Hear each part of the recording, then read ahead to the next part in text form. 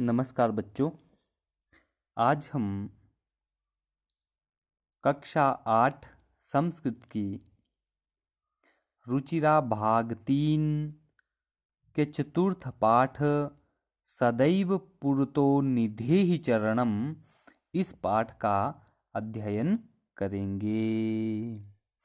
सदैव पुरतो निधेहि चरणम, यह एक गीत है जिसमें कि सदा आगे कदम बढ़ाने की बात कही गई है।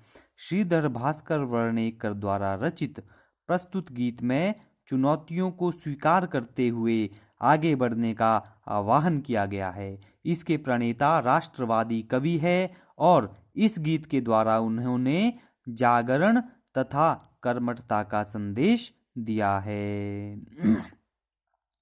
चल चल पुरतो निधेहि चरणम, सदैव पुरतो निधेहि चरणम।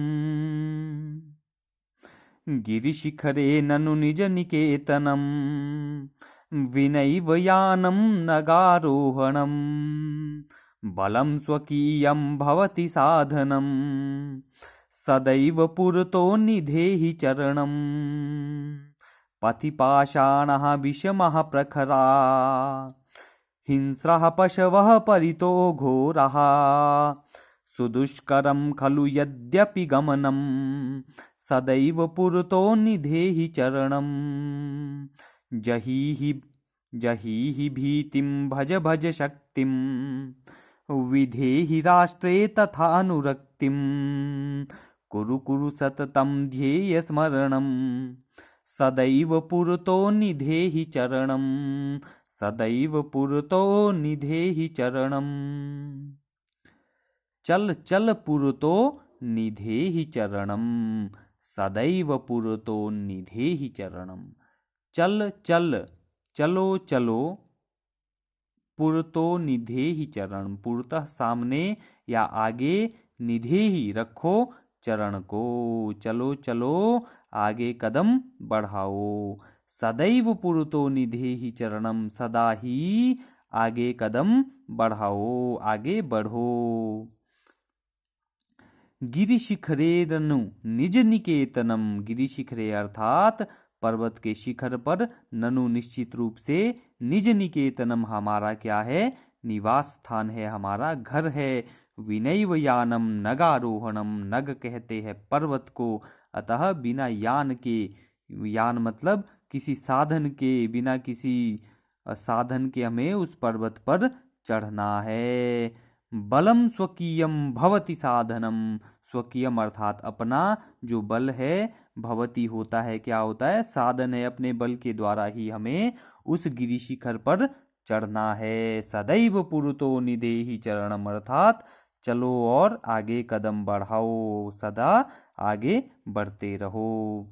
पथि पाषाणा विषमः प्रखरः, पथि अर्थात रास्ते में, पाषाण अर्थात पत्थर, विषम यानी कि कठिन, प्रखर अर्थात तीक्ष्ण तीखे, ऐसे जो है हमें रास्ते में पत्थर मिलेंगे, अनेक कठिनाइयों भरा हमारा रास्ता होगा।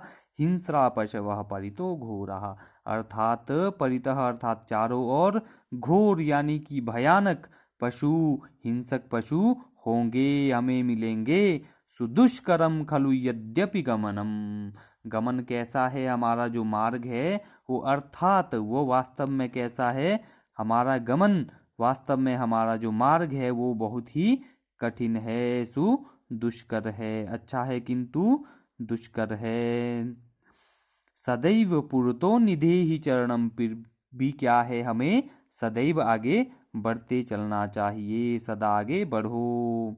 जहीहि भीतिम भज भज शक्तिम, जही अर्थात छोड़ दो, भीतिम डर को त्याग दो, भज भज शक्तिम अर्थात शक्ति का जो है वो जाप करो, उसको भजो।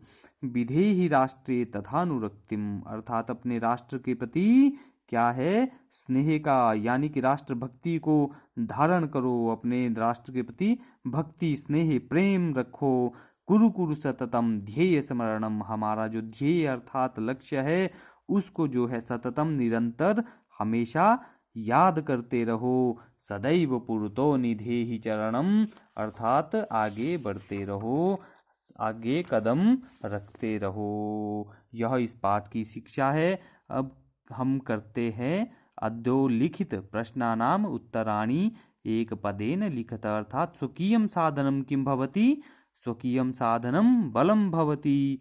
पथि के विषमा प्रखरा, पथि यहाँ जैसे दिया है, पथि पाषाणाः विषमः प्रखराः। सततं किं करणीयं?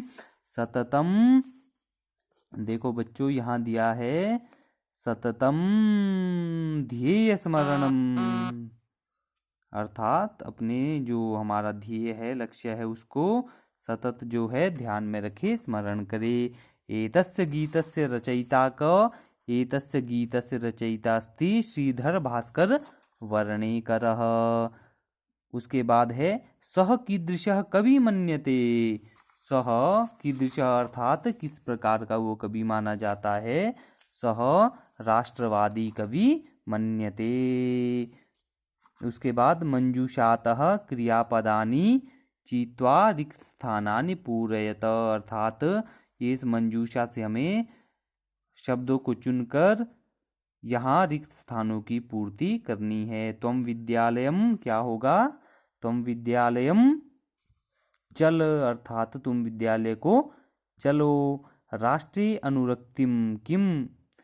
राष्ट्रीय अनुरक्तिम निधेहि या विधेहि, यहाँ हो जाएगा विधेहि। फिर मह्यम जलम, मह्यम जलम किम? मह्यम जलम देहि, अर्थात मुझे जल दो। मूढ़, मूढ़ जहीहि धनागम तृष्णाम, अर्थात धनागम की तृष्णा को छोड़ दो। जहीहि। उसके बाद है गोविंदम डैश डैश गोविंदम, अर्थात भज गोविंदम। सततम ध्येय स्मरणम निधेहि, सततम ध्येय स्मरणम कुरु, अर्थात यहाँ हो जाएगा कुरु। सततम ध्येय स्मरणम कुरु, यहाँ से कुरु हो जाएगा।